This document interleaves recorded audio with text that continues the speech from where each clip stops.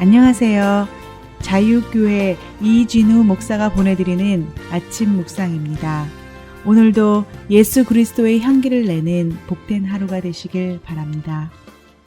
3월 19일 금요일 아침 묵상입니다. 오늘은 집 모퉁이의 머릿돌이 되었느니라 라는 제목으로 사도행전 4장 8절로 12절의 말씀 묵상합니다.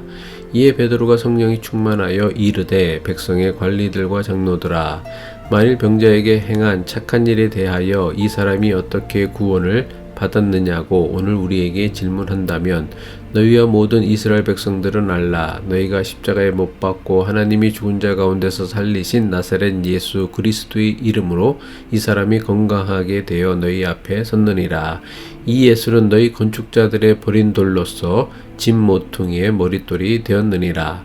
다른 이로서는 구원을 받을 수 없나니 천하 사람 중에 구원을 받을 만한 다른 이름을 우리에게 주신 일이 없음이라 하였더라.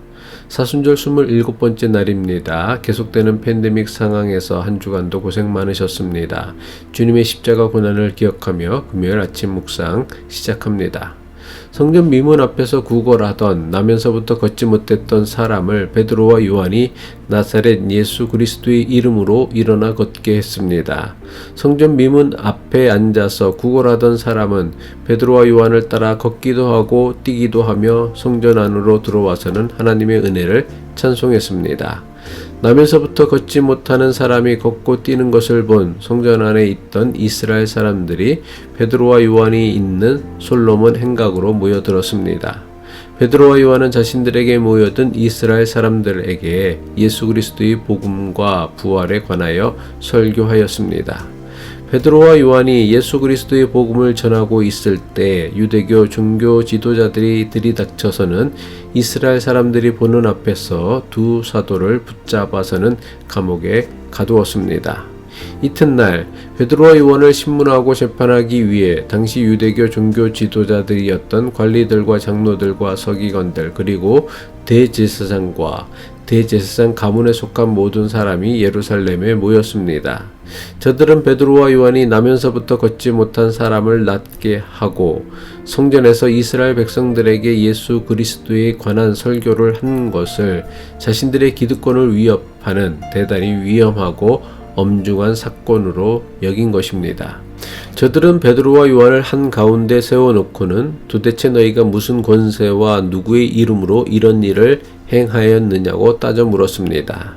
이전에 베드로였다면 살기등등한 유대교 종교 지도자들의 권위에 압도되어 주눅이 들어 아무 말도 못하거나 예전처럼 예수님을 모른다고 부인했을 것입니다. 하지만 성령으로 충만하였던 베드로는 더는 예전에 비겁했던 베드로가 아니었습니다. 베드로는 주저없이 그리고 단호하게 너희가 십자가에 못 박아 죽였으나 하나님께서 다시 살리신 예수 그리스도의 이름으로 이 모든 일이 일어났음을 당당하게 밝혔습니다. 사도행전 4장 10절이죠. 너희와 모든 이스라엘 백성들은 알라. 너희가 십자가에 못 박고 하나님이 죽은 자 가운데서 살리신 나사렛 예수 그리스도의 이름으로 이 사람이 건강하게 되어 너희 앞에 섰느니라. 베드로는 자신을 재판하는 유대교 종교 지도자들과 재판을 구경하기 위해 몰려든 이스라엘 백성들에게 저들이 십자가에 못 박아 죽인 예수에 대해 다윗의 시편을 인용하며 설명합니다. 사도행전 4장 11절이죠. 이 예수는 너희 건축자들의 버린 돌로서 집 모퉁이의 머릿돌이 되었느니라. 여기서 너희 건축자들은 유대교 종교 지도자들을 의미하며 버린 돌은 저들이 십자가에 못 박아 죽인 예수님을 의미합니다. 베드로는 저들이 쓸모없고 방해만 된다고 버린 돌 예수를 하나님께서 집 모퉁이의 머릿돌이 되게 하셨다고 선포합니다. 집 모퉁이의 머릿돌은 두 벽이 서로 맞닿는 부분을 견고하게 연결하는 매우 중요한 역할을 하는 돌입니다. 집을 지을 때 이 돌이 없으면 벽을 세울 수 없다고 합니다. 그래서 건축가들은 가장 중요한 모퉁이 머릿돌에다 자신의 이름을 새겨 넣었다고 합니다.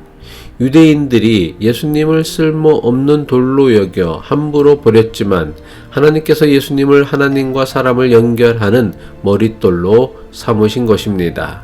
건축자가 버린 돌이 집 모퉁이의 머릿돌이 되었다는 표현은 시편 118편 다윗의 노래에 나오는 말씀입니다. 시편 118편 22절로 23절이죠. 건축자가 버린 돌이 집 모퉁이의 머릿돌이 되었나니 이는 여호와께서 행하신 것이요 우리 눈에 기이한 바로다. 다윗은 블레셋으로부터 이스라엘을 구하는 큰 공을 세우고도 사울왕의 시기와 질투를 받아 오랫동안 사울을 피해 도망자 신세로 광야를 전전하며 살아야 했습니다. 하지만 다윗을 죽이려던 사울왕이 죽고 다윗이 마침내 이스라엘의 왕의 자리에 오르게 되었습니다.